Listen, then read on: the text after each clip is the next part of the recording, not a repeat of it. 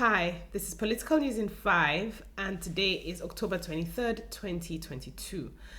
I'm starting this episode on a personal note to pay tribute to a dear friend that I lost on Friday, October 21st.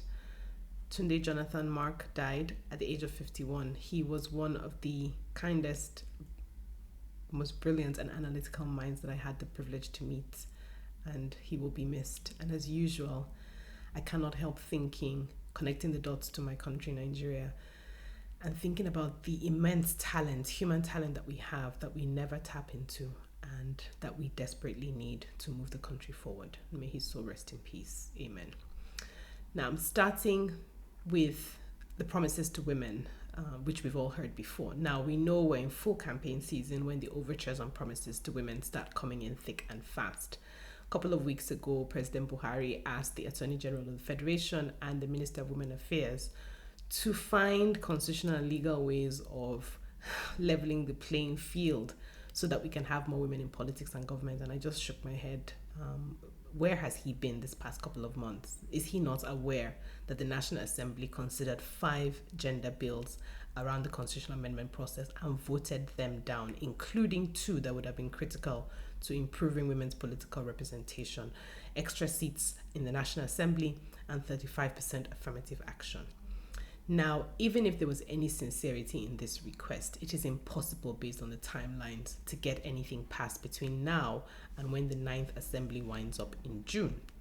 Now, not only do we need 24 states to approve any bills to amend the Constitution through the National Assembly, we find that right now there are 25 states that have declined to even consider the 44 constitutional amendment bills that have already passed.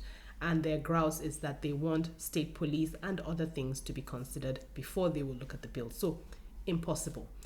As if to put a cherry on the insincerity of President Buhari regarding women's political participation, the only woman to win the APC gubernatorial primaries in Nigeria is Senator Aisha Binani of Adamawa.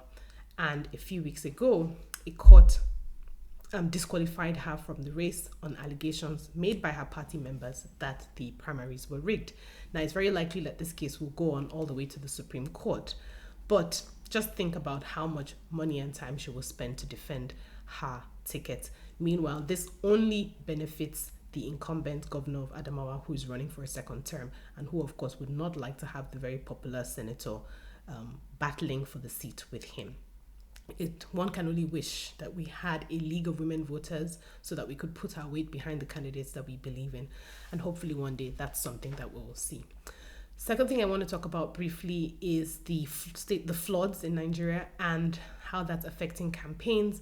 Now we have at least 18 states affected by the floods. 600 people died, apparently close to 2 million displaced, loss of livelihoods, damage to property worth hundreds of millions of naira, and of course a looming health crisis because of lack of access to clean water, food, and of course we're going to see an increase in food prices going forward, even though we're already facing high food inflation.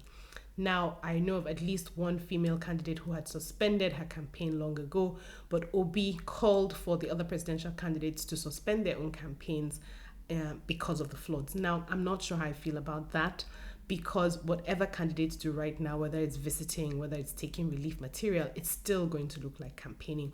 What's more important for me is to hear, not just from presidential candidates, but gubernatorial and for legislature, what they're planning to do about global warming. This is not what they think about it. What do they plan to do to mitigate these types of floods or to make sure that we are tackling global warming in the way that we should?